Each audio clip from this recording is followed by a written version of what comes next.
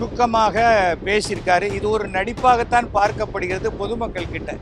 நாம தப்பிச்சுக்கிறதுக்கு அரசின் மேல் பழி போடுறது ஒரு விதமான கோழைத்தனம். பிரச்சனை இருக்கிற இடத்துல இருந்து ஓடி போறதுங்கிறது ரொம்ப தவறான செயல், கோழைத்தனம். வெறும் கூட்டம்னா அந்த கூட்டம் ஓட்டாக மாறாது. ஒரு தலைவனாக தன்னை பார்க்கணும்னு வந்த ரசிகர்களையோ குடும்பத்தாரையோ குழந்தைங்களையோ அதில் 41 பேர் இறந்து போயிட்டாங்கன்னு தெரிஞ்ச உடனே அவர் அவசரமாக ஏர்போர்ட்டுக்கு போய் அந்த தனி ஃப்ளைட்டில் போக வேண்டிய அவசியமே இல்லை. நேற்று கரூரில் இந்த 41 பேர் இறந்து போனதுக்கு பிறகு ஒரு சுமார் 36 மணி நேரம் கழித்து ஒரு வருத்தமான முகத்தோட ரிஹர்சல் பார்த்தாரா இல்லையான்னு தெரியாது, டைரக்டாக விஜய் அவர்கள் ஒரு வீடியோ வெளியிட்டிருக்கிறார். அது ரொம்ப மனசுக்கு கஷ்டமாக இருக்குது. என்ன பண்ணுறதுன்னு தெரியல. என்ன வேணால் வீட்டில் எங்கே வேணால் கைது செஞ்சுக்காங்க, என் தொண்டர்களை விட்டுருங்க அப்படின்லாம் உருக்கமாக பேசியிருக்காரு. இது ஒரு நடிப்பாகத்தான் பார்க்கப்படுகிறது பொதுமக்கள் கிட்ட. ஏனென்றால் ஒரு கூட்டம் மாத்திரமே ஓட்டாக மாறிடுங்கிற ஒரு தவறான கருத்தில்தான் இந்த கூட்டமும் ரோட் ஷோ நடத்தக்கூடாது அப்படின்னு போலீஸ் சொல்லியும் நாங்கள் நடத்த மாட்டோம்னு எழுதி கொடுத்த பிறகும்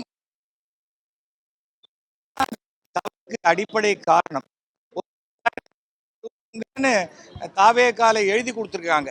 கொடுத்த பிறகு 27,000 பேர் வந்தா நாங்க என்ன பண்றதுன்னா அதுதான் கட்சி கட்டுப்பாடு. மிக கண்டனத்துக்குரிய ஒரு விஷயம். என்ன வேணா தப்பு நடந்து போச்சு.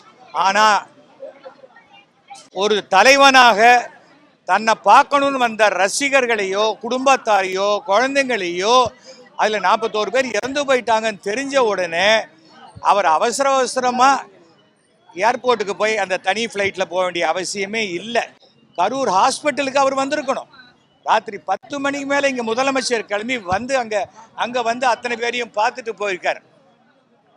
அங்கேயே செந்தில் பாலாஜி அந்த இடத்துலயே தான் அந்த 24 ஹவர்ஸ் இருந்தார். அன்பில் மகேஷ் அவரும் அங்கே 24 ஹவர்ஸ் இருந்தார். அரசு செய்ய வேண்டிய கடமைகள் எல்லாம் செய்த பிறகு நாம தப்பிச்சுக்கிறதுக்கு அரசின் மேல் பழி போடுறது ஒரு விதமான கோழைத்தனம். பிரச்சனை இருக்கிற இடத்துல இருந்து ஓடி போறதுங்கிறது ரொம்ப தவறான செயல், கோழைத்தனம். அது தலைவனுக்கு உண்டான ஒரு அடிப்படையான தகுதியே அல்ல. இன்னைக்கு என்ன வேணா சொல்லலாம், நாளைக்கு பிஜேபி காப்பாற்றுன்னு சொல்லலாம். இது அரசு தனிநபர் கமிஷன் போட்டிருக்காங்க ஓய்வு பெற்ற நீதிபதியினால. போலீஸ் விசாரணை நடக்குது. டெல்லியிலேருந்து 8 MP ஒரு அரை மணி நேரத்தில் என்ன நடந்ததுன்னு கண்டுபிடிக்க முடியுமா? இதெல்லாம் புரிஞ்சுக்கணும். இதில் யாரையும் நான் குற்றம் சொல்லலை. அரசியலுடைய முதல் பாடத்தை மிக பெரிய விலை கொடுத்து வாங்கிட்டாரு விஜய். அதுலேருந்து சரி பண்ணி வெளியில் வர வேண்டியது அவர் பொறுப்பு. அவர் மற்றவர்களை குற்றம் சொல்றதுல எந்த அர்த்தமும் கிடையாது. அதை தெரிஞ்சுக்கணும். முதல்ல ஒரு யார் பெரிய மனுஷனா, சாரிப்பா நான் தப்பு பண்ணிட்டேன் என்னை மன்னிச்சிருங்கன்னு கேட்குறவன் தான் பெரிய மனுஷன். அதை விட்டுட்டு ஓடி போய் எனக்கு மனசு வருத்தமாக இருக்குது, எனக்கு ரொம்ப உடஞ்சி போயிட்டேன். ஏங்க பெத்த குழந்தைய செத்து போய் அதை போய் இப்போ அடக்கம் பண்ணியாச்சு. நிறைய பேர் எழுச்சிட்டாங்க, சாம்பல் வந்துடுச்சு. இப்போ போய் நீங்கள் என்ன ஆறுதல் சொல்ல போறீங்க? அந்த பாடி எந்த ஒரு காரணத்தினால் இந்த சம்பவம் நடந்ததோ அந்த பாடி இருக்கும்போது நீங்கள் போகாமல் இப்போ இன்னும் 10ஆம் நாளைக்கு போகிறேன், 16ஆம் நாள் போகிறேன், நான் 20 லட்ச ரூபா கொடுத்துடலாம், நான் 25 லட்ச ரூபா கொடுக்குறேன், ஒரு 10 வயசு குழந்தைய உங்களால் கொடுக்க முடியுமா? உயிருக்கு உண்டான மரியாதையை தெரிஞ்சுக்கங்க. வெறும் கூட்டம்னா அந்த கூட்டம் ஓட்டாக மாறாது. இது இப்போ இல்லை.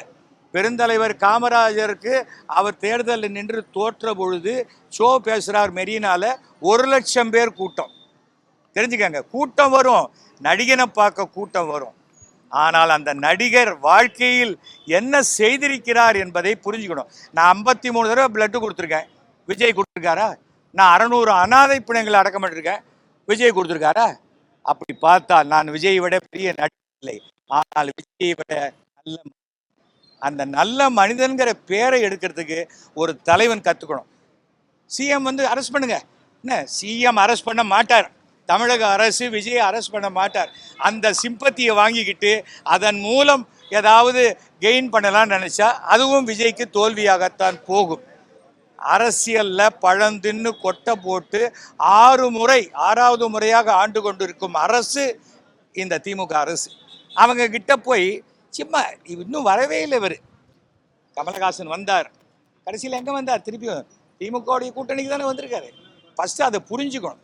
தமிழகத்தினுடைய கிரவுண்ட் ரியாலிட்டியை தெரியாமல் இங்கே வெறும் கூட்டத்தை மட்டும் வச்சு அரசியல் பண்ண முடியாதுங்கிறத நான் தெளிவாக தெரிவித்துக் கொள்கிறேன். மிக சிறப்பாக கையாண்டு இருக்கும் இந்த விஷயத்தை மாண்புமிகு முதலமைச்சருக்கு மனமார்ந்த பாராட்டுதலையும் தெரிவித்துக் கொள்கிறேன்.